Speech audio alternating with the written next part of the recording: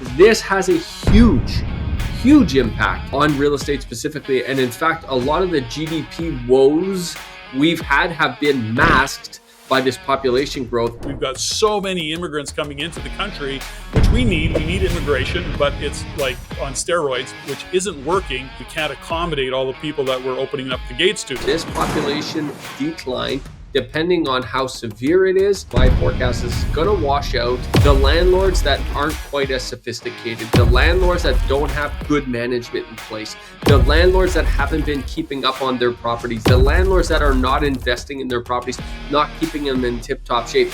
Those landlords are going to feel the pain in the next year or two because of this. We just went through this massive population boom where essentially it's been nonstop immigration since COVID. It was parabolic. You can see the chart here.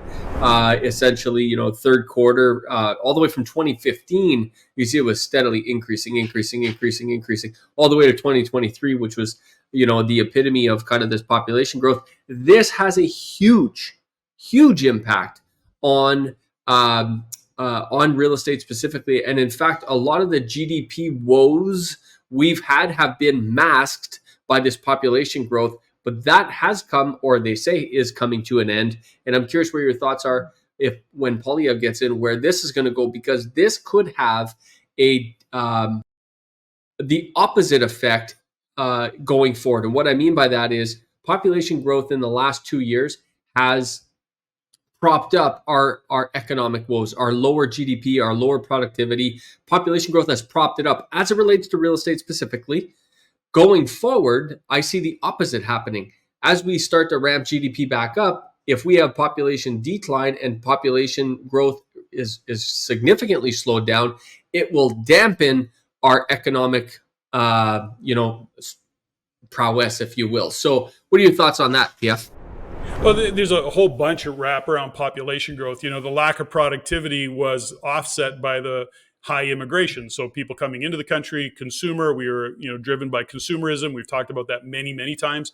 And so to your point is that there's a couple aspects of it we can't step over. Number one is as a population declines, which it is, by the way. And, on top of the actual slowdown in immigration in terms of, we're closing the gates, there's a lot of people that are moving out. They came to Canada to live this dream, and they just found out that they can't survive in this particular environment because of the cost of living, and they're not getting the jobs. They're not making the money because we've got so many immigrants coming into the country, which we need. We need immigration, but it's like on steroids, which isn't working.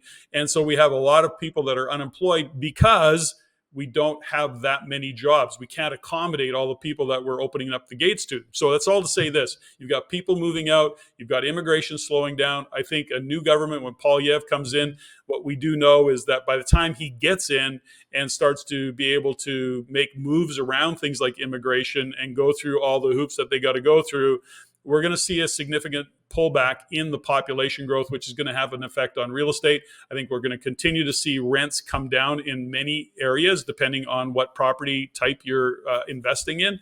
But I think we have to be heads up around that decline in population growth. So the demand is going to soften in terms of what is out there, given, next topic perhaps, but given the amount of rental specific accommodations that are being built. So multifamily particularly. We'll touch on that in a second, Patrick, but I want to make a fearless forecast right here, which is it was 2 years ago, 2.5 years ago, Patrick, when you and I on this very show talked about how those people that were investing in pre-construction condos were about to be washed out. And we said, be careful, guys. Don't buy a pre-construction condo for the purpose of an assignment and have no other backup plan in place. You will feel some pain. That was 2.5 years ago. Some listened. They're very happy they listened. Some went ahead and some of them are really feeling the pain today. I am saying that this population decline, depending on how severe it is going to, and my forecast is going to wash out the landlords that aren't quite as sophisticated, the landlords that don't have good management in place, the landlords that haven't been keeping up on their properties, the landlords that are not investing in their properties, not keeping them in tip-top shape. Those landlords are going to feel the pain in the next year or two because of this. This population growth has been artificially propping up the rental market for some time. We've talked about it on this very show, Patrick. And the people that invest in their locations, the people that invest and that are on top of their game with leasing and have a good property in a good location and really take care of their tenants, they're not going to feel the pain at all. Not really. But those that have the rental by the garbage truck under the bridge, that haven't been investing in it, that needed a paint job 4 years ago, but they've been putting it off and putting it off and putting it off, and those are the people that are really going to feel the pain, I think, in the next 12 to 24, maybe 36 months. Well, it isn't interesting. What I've discovered about my fearless forecasts in the past is I'm usually early, and then it doesn't seem to be like I think things are going to happen quicker than they do. And what I've learned over the years is that things move quite slowly. I think that number one is the forecast right now is that actually we'll see some negative growth population wise. Whether that comes to fruition, we don't know, but that's how bad that You mean total, like total Canadian Yep. population? Yep, total. Yeah, They're I don't know actually about that. I've seen. Yeah, no, I agree, but I'm just saying is that there are people that are like experts forecasting that we'll see actually negative growth population wise. So that aside, the point is that it takes time for all these things to have an effect. So for those of you who are investors as opposed to the pre-construction speculators or gamblers, if you're really investing, you want to make sure that number one, your properties are up to speed, that they're well maintained, that they're current. My forecast going into the future is I think that in some regions we're going to see an overbuild of multifamily. Now, what's happening right now, JG, is there's a lot of multifamily being built. That's fine. A lot of investors see the math work in that because now, with CMHC programs that are out there, they're building. So my point is this, is that if you own a 40 or 50-year-old traditional apartment style unit, you're now going to be competing against brand new units. And in order for you to compete, you're going to have to invest in your existing property, make sure you bring it up to speed. Otherwise, you are going to have trouble getting it rented out for any amount of money, by the way, because there's going to be a lot of options out there. So for those of you who are in the multifamily business, if you own old buildings, you are going to get buried by the new stuff that is being built, and there's a lot of it.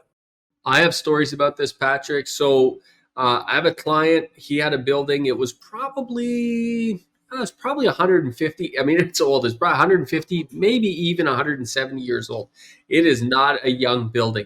Old balloon frame, brick building, gorgeous thing, by the way, near downtown. Actually, he watches Rain It In. Fellow Rain member. I've been involved in Rain, and I think for almost 30 years now. Anyways, point is he had this place. It was tired. In fact, it was tired when he bought it 20 years ago, Patrick. It was tired then. And for 20 years now, he's been renting it and renting it and renting it. He knew it was really tired. And luckily, this investor is smart enough to know, like, I either have to dump this place and sell it for essentially land value, or I have to really put some money into this and rehab it. And he's putting a ton of dough into it. I think total he's putting over 400 grand into this duplex to completely rehab the lower, completely rehab the upper. And it's really going to work out really, really well for him. But that's the kind of moves that are tough to stomach for the average investor. But those are the tough decisions you have to make today. Because if he wouldn't have made that tough decision today, Patrick, that's the kind of place that in 2 years from now would not be able to compete. You wouldn't be able to get it rented. You would be vacant for months on end. You would get low rents. And at the end of the day, you would end up being in a really, really bad place. So those kinds of tough calls, investors have to make those calls today. And I think one of the best places for investors to invest their money is back into their own portfolio. So for current investors that are out there, instead of always looking to buy and grow and buy another door, sometimes you have to take a pause, take a couple of years, rehab what you have, increase the property value within your portfolio, and then go to the next level. And I think, Patrick, that's a tactic that's not talked about enough out there. Even you and I don't talk about that enough, but that's a good use of capital for existing investors. Oh, that's so the difference between a sophisticated investor and an investor or somebody who's just speculating, because what you just said is gold. And I want to add to it, JG, which is I've seen this happen so many times as we go through these economic cycles. When times are good, you can rent anything out and you're getting good rent and you're cash flowing like crazy and you feel like a genius and life is good. The property is wearing out. All of a sudden, we start to go into these downturns and you're having trouble getting it rented out, or you do get it rented out and you're not renting it out as much, but for as much. But ultimately, if you don't do this proactively and you want to do it reactively, you are going to get shut down in so many different ways, because when things are really challenging to get it rented out, you have to then renovate at a time where cash flow sucks. You don't have any money coming in. That property's upside down. The psychology of it about being proactive in the world of real estate. Yeah, but I got a great tenant in there now, and rents are really good, and it's cash flowing like crazy. Something that'll keep a tenant around is if you can go in and do a nice quiet renovation. They feel good about it. They'll even put up with the inconvenience of it. But all you're preparing for is the day that they move out. So that is in fact rent ready, even though it's not easy. But if you don't see this coming, that's my fearless forecast, is we're going to hit that wall, especially in that multifamily space. We're going to have two things happen at the same time, Patrick, which is population's going to come down and supply's going to go up a little bit, but that's going to feel like a meaningful difference to us who've been in the rental space for a time, because in the last couple of years, it's been the opposite.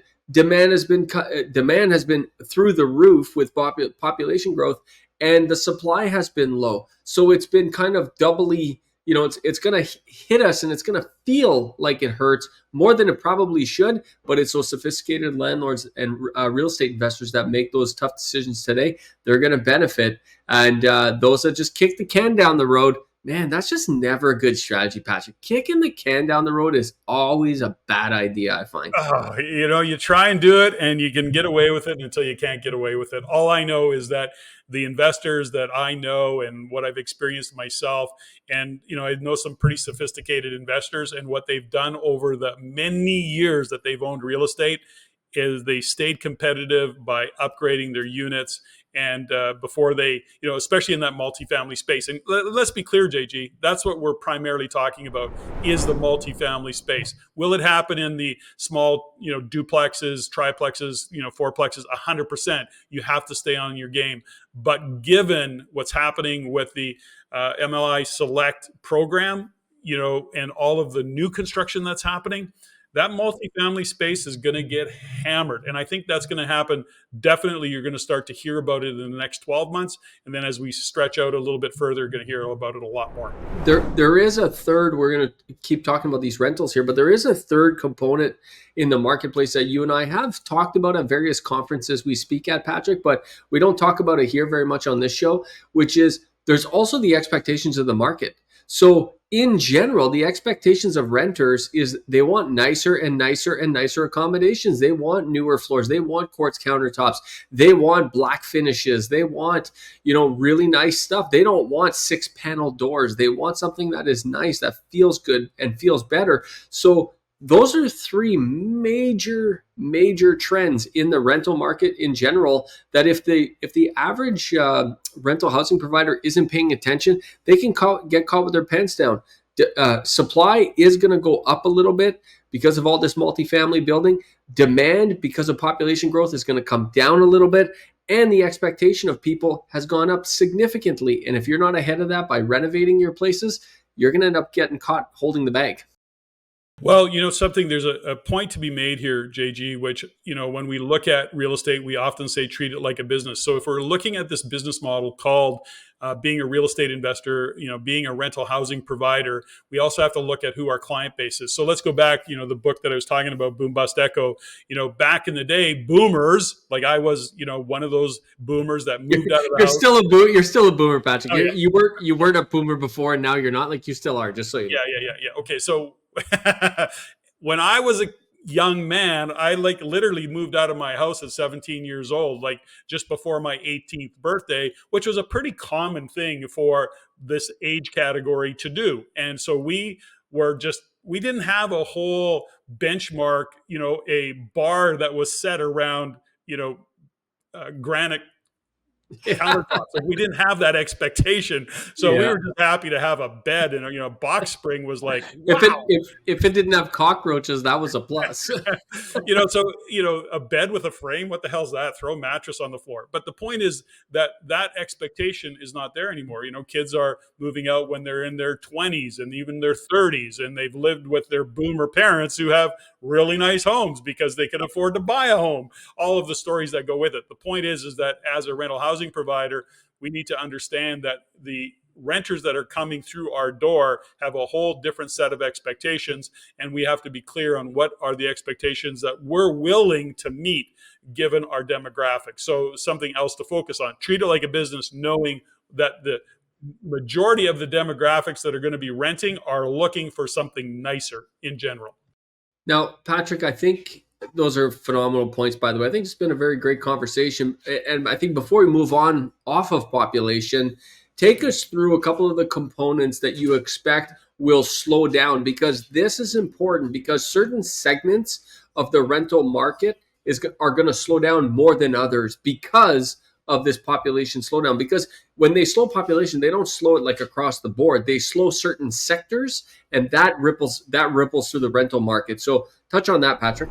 Well, just quickly touch on it. I mean, primarily what we're cutting back on is temporary foreign workers, any kind of temporary worker, and student housing. Those are two cohorts that they've really cut back on and is really going to impact us because those are, in fact, our clients mostly.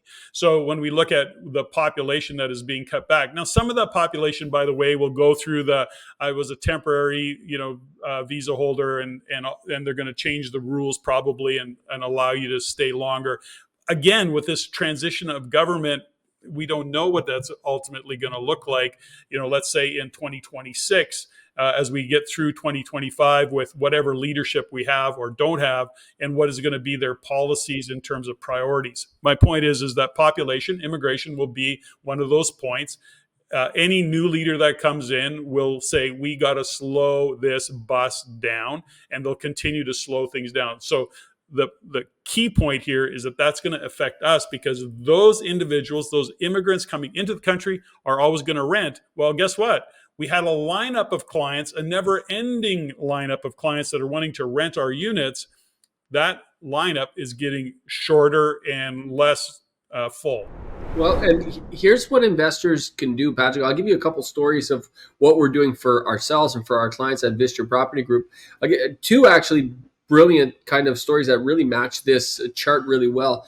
One of them, I have a particular client who has they're currently renting to temporary workers. And anytime you're renting to temporary workers, in this particular case, I shouldn't say anytime, in this particular case, and I've seen it many times before, is you typically rent to a corporation that is bringing in these temporary workers. You'll rent to a farming corporation that is bringing in temporary workers, if you think about the farming community side of thing for a second. And usually, and what I'm seeing this on our side, is that farming corporation is renting that unit for above market. Let's just say it's a 3-bedroom apartment that should rent for $2,300. They're probably going to pay $2,600 or $2,700. They're willing to pay above market in order to put 3 temporary workers in there, and that's worked out really, really well. Well, that's an expectation thing, Patrick, where the people that have those deals in place, and I have several clients that have those kinds of deals in place, that's great, wonderful. They've made additional cash flow for the last year, 2 years, 3 years, 4 years, but they have to bring their expectations back to normal, which is you're not going to be able to rent that 3-bedroom apartment for $2,700 or $2,800 when you put it on the regular market after these temporary workers move out. So there's a question of expectations there. And I think that actually throughout 2025, it's another one of my fearless forecasts is, and I've actually seen it the back half of 2024, especially the kind of end of third quarter into fourth quarter, is landlords and real estate investors in general have had to reshift and refocus their expectations and bring them back down to normal, because there's been a lot of inflated expectations in the marketplace. And that doesn't serve real estate investors very well, because then they hang on to an old story. No, I used to rent this thing for $2,800 back in the day. And they wait and they wait and they wait, and they lose 1 month, 2 months, 3 months, 4 months of rent for absolutely nothing. They should have readjusted their expectation. And I think that's critical. I think that's going to happen in 2025. Well, there's two. There's the other side of that too, which is what was and then what is. In other words, if you treat it like a business, any business, I don't care if you're making widgets or you're renting out a property. Ultimately, you have to change with what's going on economically in any business. And as your demand shifts, you have to actually shift and adjust to what the demand is. That is the reality of business and reality what happens in the world. There is that real rookie mistake saying, well, in order for this to cash flow, I got to rent it for $2,500 a month or $2,800 a month. I need $2,800 a month. The market doesn't give a shit what you need. The market is going to pay you what that property is worth given the current market conditions. So when demand drops off because population growth is slowing, and when supply increases because of all the multifamily buildings that are being built right now, for example, you are going to see the supply and demand ratio shift, and then rents will ultimately come down. That's the nature of any business, by the way. Another place they're supposed to cut this population is study permit holders, right, Patrick? And that will filter through and impact people that are in the student rental market business. Now, we're doing a student rental right now. We're renovating for a particular client, and it's just perfectly positioned for a student rental. But we're doing it in such a way, Patrick, where if we don't get students at the price we want, it'll still make a phenomenal rental for a family and or an executive rental. So we're actually straddling the line, and that's the kind of forethought that investors have to start thinking about when they're renovating is don't take a house and jam in 10 bedrooms and give yourself no option other than student rentals. Do it in such a way where you can actually maximize both sides of the equation. And it is possible, Patrick, with forethought. And that's something that we're doing for clients right now. Well, it's smart, right? It's like repurposing. So I can use it for this or I can use it for this. It just opens up and broadens what you can do on the business side of things. And it's such a great point is don't pigeonhole, put yourself into this, it has to be this or nothing works. You have to be able to set it up so that you can repurpose and go, okay, well, this works for this or it works for this. And depending on what's going on economically, I'll use it for this or that. I mean, that's just smart. So if you like these episodes and you want to learn more about what's going on with real estate in Canada, investing in real estate, and understanding how to invest in real estate the right way, head on down to the descriptions below, follow those links.